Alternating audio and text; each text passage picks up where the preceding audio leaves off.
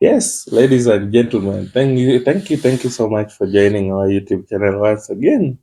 So, this is the platform where we talk about important things, things that pertain or relate directly to your life, your community, your friends, everything that involves you.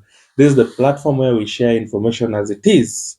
And one of the trending issues that we've seen of late is China Square. Yes, China Square. And why is everyone so much against China Square?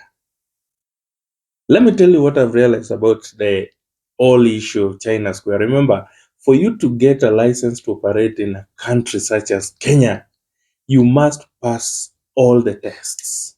You must get the county approvals. You must get the national government approval. You must get the fire department approvals, public health approvals. In fact, those ones are always the major and toughest steps of any enterprise that is seeking to establish maybe a facility within this country. That also applies to the normal Kenyans. If you want to start a business, there are specific licenses that you must obtain from the county government, from the fire department, from the health department. All this ensures that, first of all, you're providing quality stuff to the Kenyan citizen. You're providing healthy and safe items to the Kenyan people. So when all these are happening, there's scrutiny that is normally conducted on your business. They want to ensure that everything that you're selling is legit. And for you to operate such a business or a business of such magnitude, such as the China Center, the guy must have observed all the processes or in one way or another, or managed to obtain all the required licenses as documented within our trade rules. One thing though, the investor realized, because now Chinese are nowadays living in this country, they are around us and they do market survey. For you to undertake any business in any given environment, you must understand the market.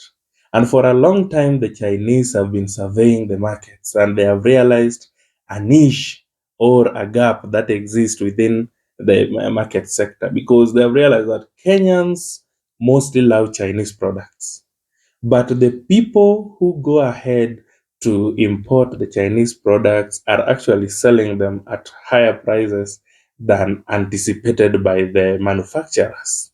For instance, you can get a plate in China going for 5 shillings, 5 Kenya shillings. I've tried doing a cloth business, especially women cloth business on that aspect, but what I realized that when you import directly from China, you'll get even a cloth going for 100, 150 Kenya shillings, plus the import and taxations, whatever things that are involved, and the transportation. The cloth will generally, to your doorstep or to your store, it will cost something like 400 per piece. But when it comes to the market, we ensure that we maximize on the profit, and that is what is killing Kenyans. Because if the cloth is going for 400 shillings and you want to sell it wholesale price, we are selling it at 1,000 shillings, then the retailer will sell it at 15 to 1,800. That is almost 200% or 300% profit. So the Chinese realized that the Kenyans have been highly extorted, I can say that. And they said, let us establish a place where we can sell our items directly from our manufacturing centers and direct into the Kenyan market. Remember, these people are importing these things, they are using transport. Two, they are passing through the Kenyan port, which means they must pass through the KRA approvals, which means they must pay some kind of tax for these products. But then the raw materials are the same. But you get that a single plate that was being sold at China Center was going for maybe 150 shillings. The same plate, if you go to maybe a market in town, you or CBD, you'll realize the same plate is going for maybe 1,800 shillings. You see the gap? That is almost a 700 shillings gap. With such, where would you prefer to buy things? I'll definitely travel all the way to China Center in order to get my stuff. So, what is happening in our market today is that whenever you want to start a business, and This one does not only apply to the China Center. Let me tell you the truth about our business world, especially in Nairobi. For you to start a business in Nairobi, there is something we call goodwill. The goodwill is a sense that you must pay something for you to exist in such a place, meaning that the people who established the place consider themselves as the people who had brought in the customers. So you are paying for the existence of the customers on the premises that you want to establish your business in. And remember, in Nairobi, even if you want to start a business, let's say you have 1 million Kenya shillings and you want to establish a business, the licenses will take almost a half or a quarter of the money. And then you've not paid the rent, and the rents are supposed to be paid at least 3, 4, 6 months ahead. Okay. And then what will happen next? There is a goodwill that you're supposed to pay, and the goodwill sometimes goes up to 300,000 Kenya shillings. You see that? Because they say they have already established the market for you, so you will be getting customers and blah blah everything else that is involved.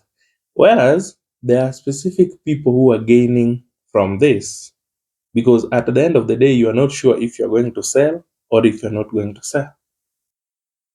Mark you, the China Center, after all the processes that they had undergone, they are currently being told to give out their stock to the university, the vice chancellor of Kenyatta University. What they're trying to do is just that they're trying to shift that market to go back to the Kenyan shares. But the funny fact is that once the management will have changed to the Kenya to a Kenyan, let me say to a Kenyan, you'll realize that the prices will go up. And that is the current trend, even in our normal markets. Nowadays, if you open a store within an area and you try to put your prices as low as you can, you become an enemy of the entire business community. So they do prescribe the exact price that you're supposed to sell your stuff. You either sell it at a higher price, but not a lower price. That is just the general market view. If you want to do business, those are things that you need to understand. But what is the harm of this? It is the consumer who is being harmed. We are being extorted. I can confidently say that we are being extorted because at the end of the day, the much that we could have saved is going directly into purchasing this stuff because we need them and there is no any other alternative. And let no one cheat you.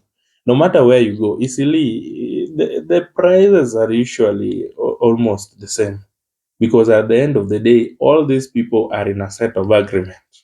We must sell this thing at this standard price so that everyone can benefit. Yes, you are benefiting, but as a trader, you must also consider the citizens. Okay? So China Center was an eye opener. That said, I wonder the criteria that the government uses in selecting the cabinet secretaries or the principal cabinet secretaries. Whatever thing that is happening in this country, actually, this country has gone to the dogs. That is what I can say. Someone like Moses Kuria ought to have not been selected in an important docket such as trade affairs because Moses Kuria is unqualified for that post. We have several people, we have very, very credible businessmen with the proper credentials, academic credentials, who are qualified to sit on that seat. But unfortunately, these people are not being elected or selected within those spaces. So what is going to happen is that we take fools, we place them on important seats, then at the end of the day, we kill our market slowly, slowly by slowly. That is how a country's economy fail. So if we continue with such trend of selecting people based on friendship and political affiliations, then we are going to literally lose as a country. Dr. William Samoei Ruto is actually a learned person. But the problem with the learned person is that we normally tend to take people who are lesser capable of doing stuff or who are less educated, who are less enlightened on matters business and politics because we want them to always salute when we cough. So someone like Moses Kuria ought to have not sat on that seat. That is my take. let me know about let me know what you think about our business world today, the country, and how it is going. You can leave your comment. You can give a thumbs up in that case. And if you haven't subscribed, please subscribe to our YouTube channel. For more information, you can also reach me on my email, which I will provide below. Thank you so much, and may God bless you.